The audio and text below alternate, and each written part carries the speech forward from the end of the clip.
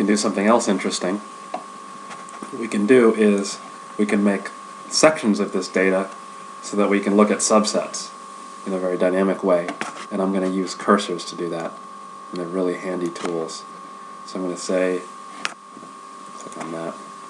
Right click on the whole graph, say visible items, cursor legend, and then you get this thing over here, which is the cursor plot. Right click, create cursor, and just say free for now. You can play with that on your own time and see how that affects the behavior of the cursors. So now we get two yellow bars, and they start out by default at the left edge, so I'm going to pull them out so I can see where they are. And they just tell you, the position. So here's the X position of one cursor versus the other cursor. Okay, and they can also tell you the Y position too, if you had a Y cursor on here as well, but for now we don't need that.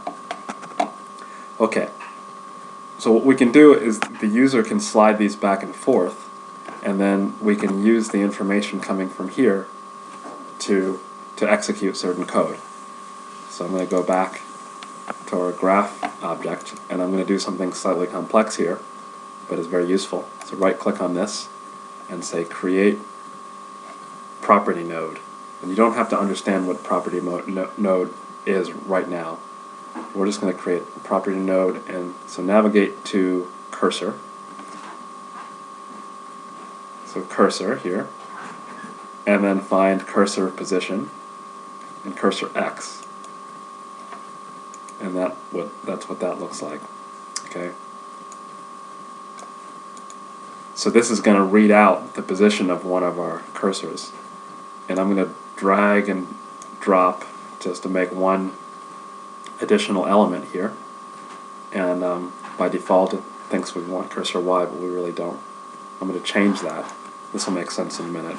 So I just clicked on it with my pointer, and then you find your cursor again. Except I'm going to say active cursor, and I'm going to right click on this, say change to right.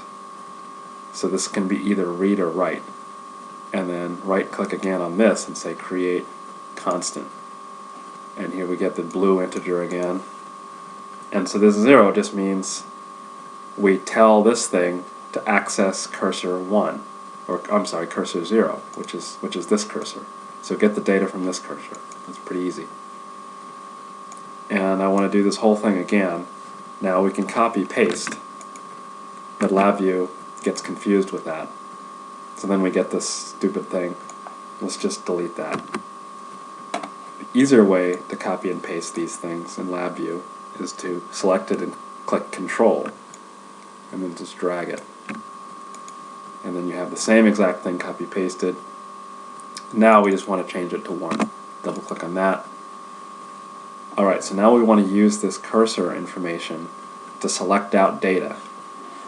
And so now, just like this index array function, we can have another function to grab out a chunk within this. So let's say we want the chunk between 80 and 140. How do we do that? Well, okay, we right click, find my, okay, here we go. Going up to the array tools, and we used index array before, but now we're going to use array subset. Where's that? Okay, here we go, array subset. This is really useful too. So all this does is we plug in an array. So remember, this is our data section. This is one column of data. First input is index, our starting index. So that's the 80. So that's coming from one of our cursors.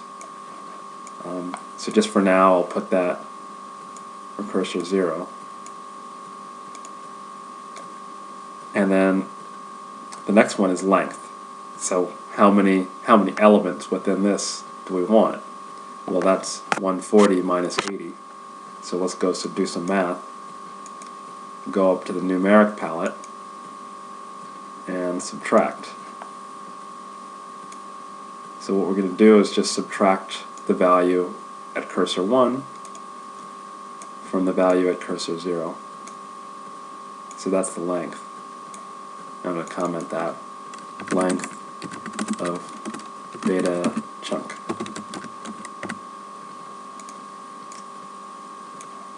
I'll make some more room here. Let's do this so we have more room to work with. That comes up. Alright, and so now, instead of just showing the whole data, we're going to delete that. And this is now our chunk, our data chunk. We'll save that. And now run it. And we see how we're just looking at a subset of this data set. So if I want to look at just this flat region here, for example, let's get the flat region, and we can see that. And so it's a way to really dynamically, very easily zoom in on things. Of course, as I told you before, we can just change the values if we want. Let's say we want to zoom in on this graph. Notice how it doesn't let me change. It's always changing back. And that's because this item is within the loop. And so, actually, if we ever want to change this, all you do is right click and say auto scale and turn that off.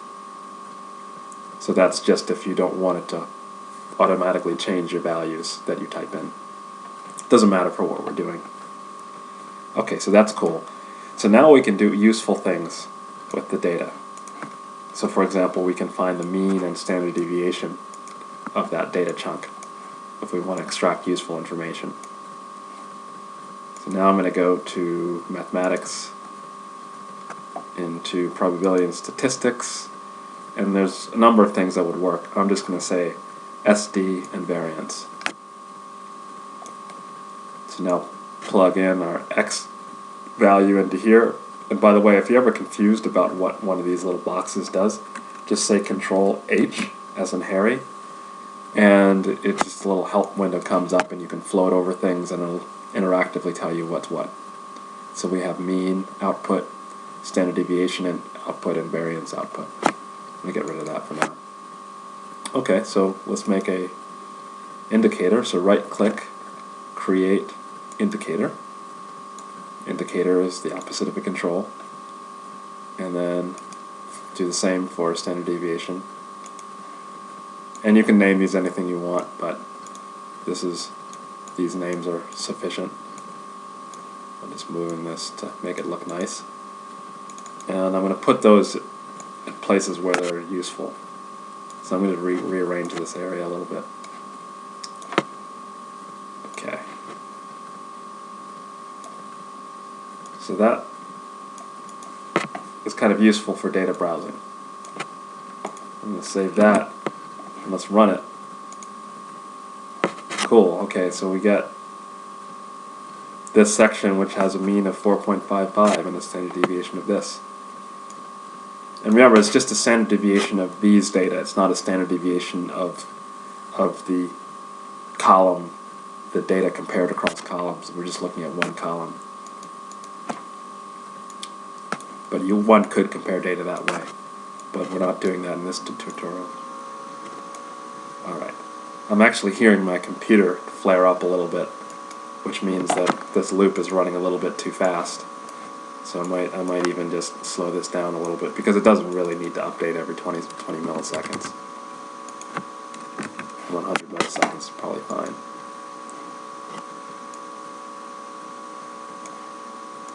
So on and so forth. I'm going to click back on this auto scale Y. Okay.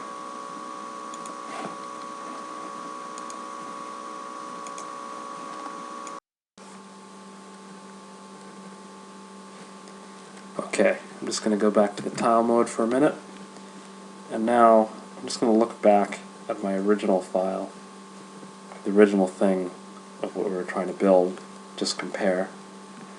Okay, one thing I wanted to do is, to be a good citizen, I just want to cite the data that I actually used. So this is just, I got this from the website, so I'm going to just make a little inner comment box up here. Do that.